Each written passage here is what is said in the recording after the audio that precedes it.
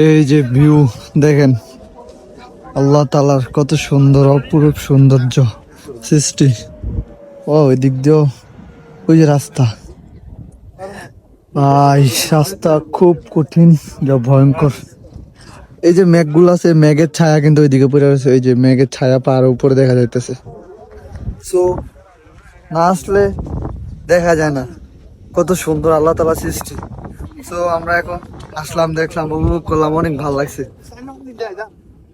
অনেক কষ্ট হয়েছে আইতে, তবে বাইকে আসলে আসলে মজা, বাইক ছাড়া আসলে এত নেওয়া যায় না। এত সুন্দর সুন্দর জায়গা পাইছি, ওই জায়গায় দাঁড়াইছি, ছবি তুলছি, ভিডিও করছি, যেভাবে যেটা মন চাচ্ছে ওইটাই করছি।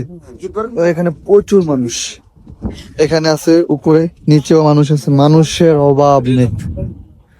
ওই যে ছাদের উপরে মানুষ।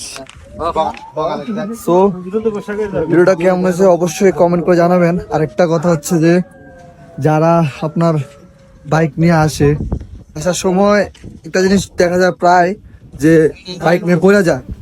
সো এটার বিষয়টা হচ্ছে যে যারা ভালো রাইড করতে পারে এবং অভিজ্ঞ ড্রাইভার, তারা আমি আশা করি এখানে এরকমটা হবে না।